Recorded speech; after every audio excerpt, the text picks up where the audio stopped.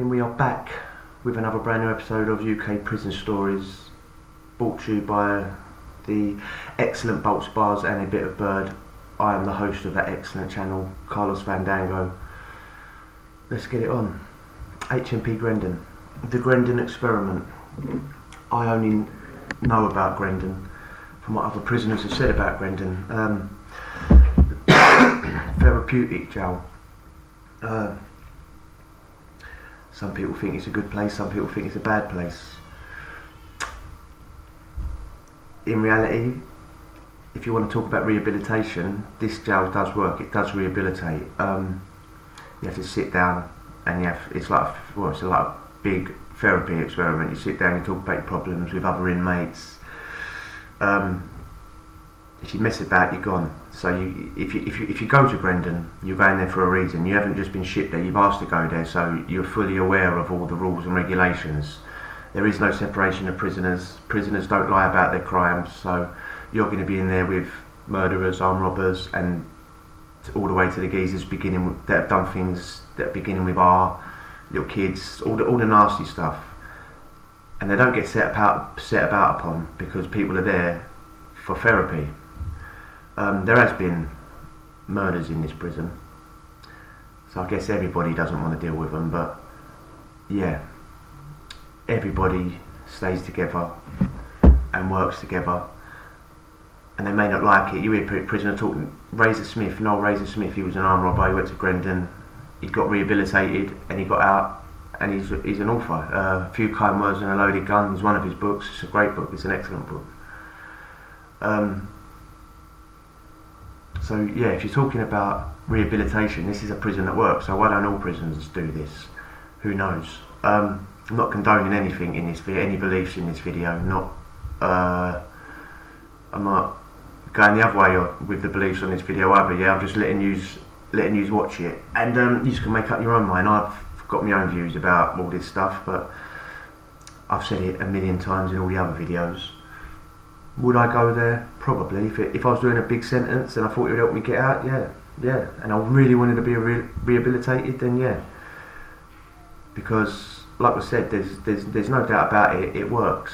Prisoners get out and don't reoffend when they go to this prison, but you've got to deal with all the nastiness, and apparently there's a lot of snitching in there. Apparently, you know, people run to the governors and go, "God, this." So you've got to watch what you say. You've got to play by the rules. And it'll be alright, but that's life, isn't it? Really, that is life. You can't always have it how you want it and enjoy yourself and be wrapped around people that you want to be wrapped around with. This prison isn't for everyone, because not everyone could be around the people that are in there for the nastiness. But be worth a go, innit? If you're doing the big sentence, be worth a go. Let's get it on. The prisoner who has been isolated on Rule 43 because of the nature of his offence, most of them are sex offenders, comes to Grendon and no longer needs to apply for protection. Other prisoners can tolerate him and help him to look at his crime and to discuss it, possibly for the first time. Why do they always work in the laundry? No matter what jail you go in, they always work in the laundry. I was doing 8 years for rape. How it came about was I was living with a girl who was living a pretend sort of thing, just making my family think I was normal when I wasn't. I wouldn't tell them that I was homosexual. I was on Rule 43, beginning of my sentence. Then I went to Winson Green in Shrewsbury. While I was there... He skipped over what he actually did though, didn't he? I mean, I didn't actually hear the specific crime. He skipped over that. An incident that was really changed me. While I was there, I got raped by 3 other inmates.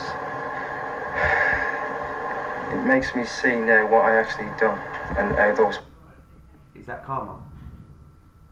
Is that karma? Who knows?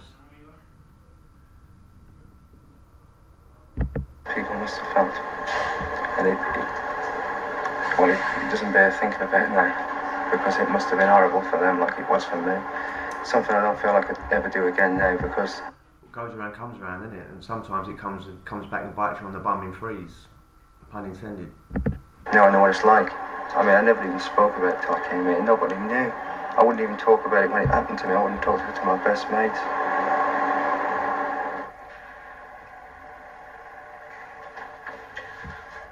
I now feel that I do want a sex change. There's no doubt in my mind. I can't do nothing about it here. That's why I want to get out, because... Oh, I bet boy George loves the fact that he's a fan of him. Jesus.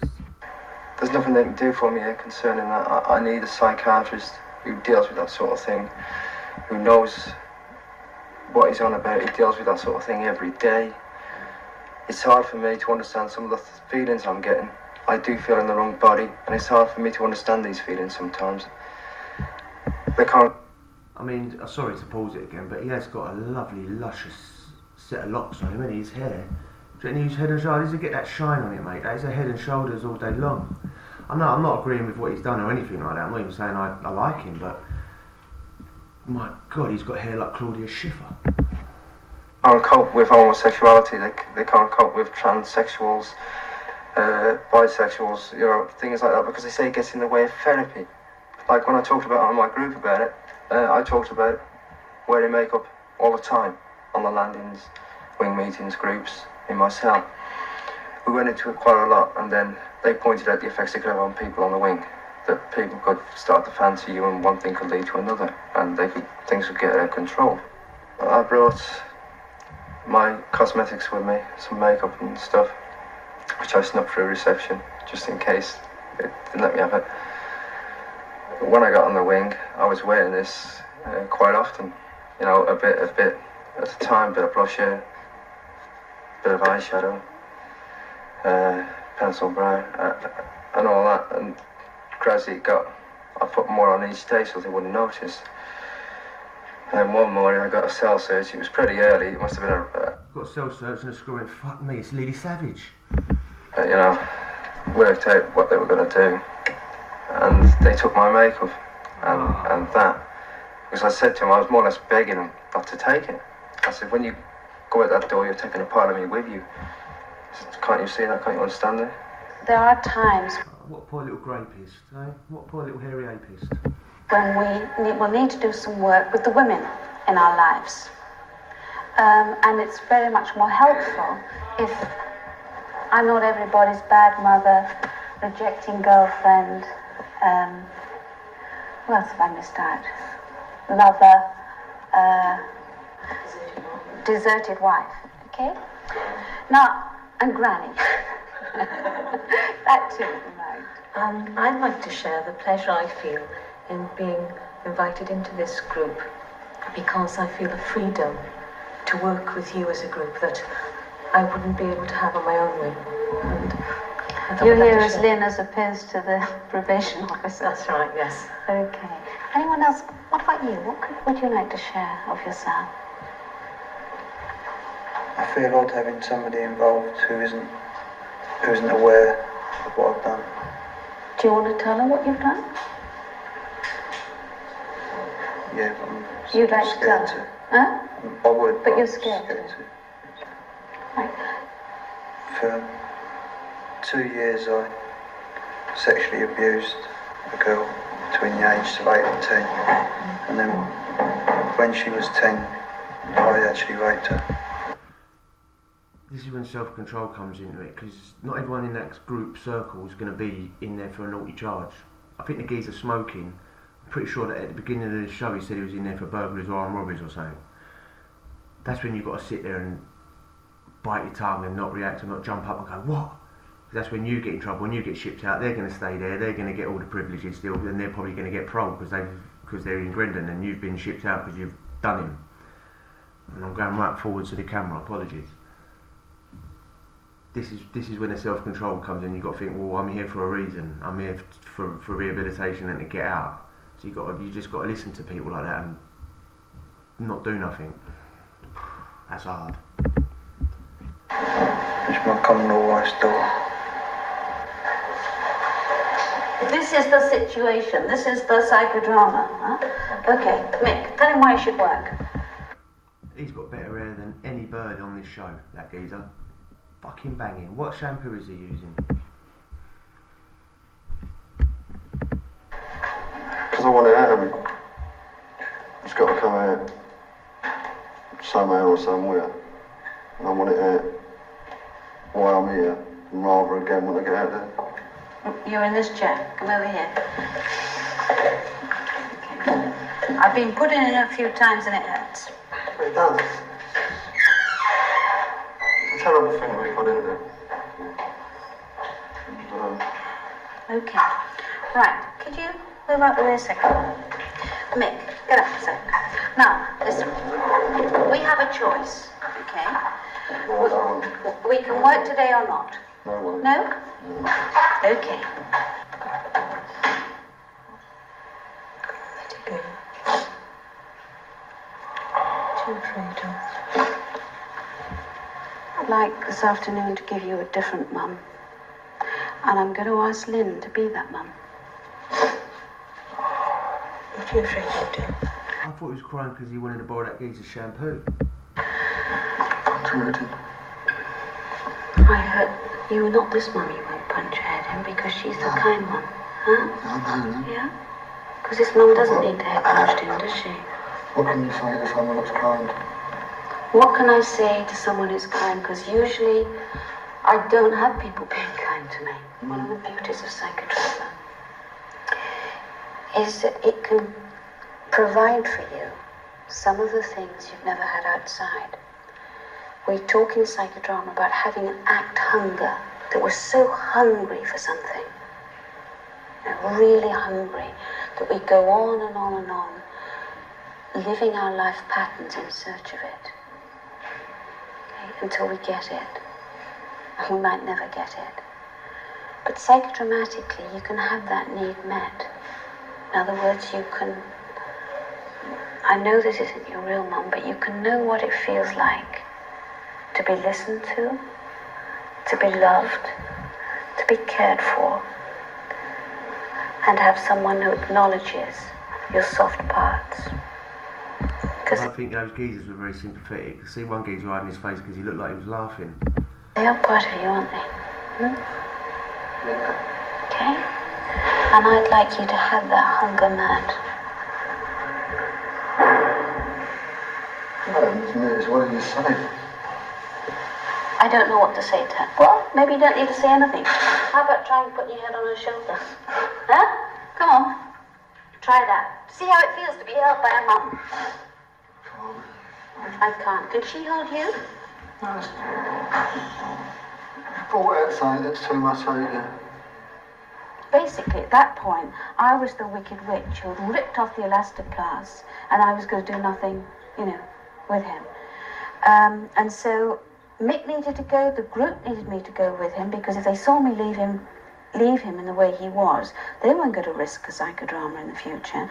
And the only way I could do it, which I think was the right way in which I did it, I got someone else, i.e. his wife Sylvia, to tell his mother what it was like for Mick. And as your wife, I wonder if you could tell me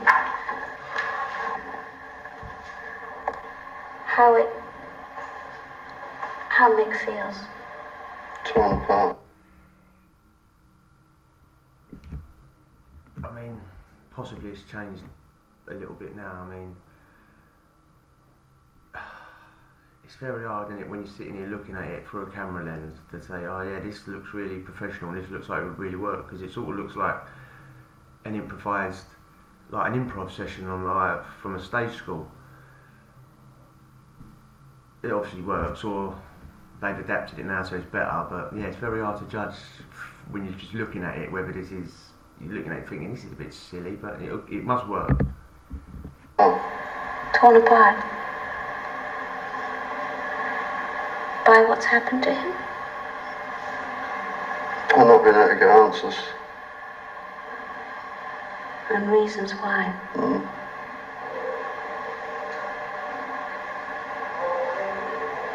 Why does he need reasons and answers? Well, he's not know why he was stuck in homes and why he was battered, abused. And why she thinks now that he's wrong because he's never always in and out of prison. So, What he needs to know, Sue, is why he isn't loved, eh? Mm. Do you love him? Yeah. And what we went for was mixed sadness, which is okay because he needs to cry and he needs to get in touch with his hurt. And part of the problem is he transforms that into anger. Things have to be said in this family. Things have to be said for me. Come on, Mick, man up a little bit, mate. Come on, get up, chin up, chest out and all that. Stiff upper lip. Stop crying. Mick can't say them anymore because it puts him into areas which are too painful and too frightening. So you are the lady he loves and you love him and you're going to say it for him. All right? Sylvia. Right. You look great. Right. Make sure that's it. You just keep your mouth closed. She's listening. Sylvia. Why don't you tell me why you stuck him in the arms? Not a lot to ask. Why don't you tell him at all why you treat him? And why are you such an old wetbag? Reverse roles. Do not make your mum get into the role. You're asking a lot here. I know.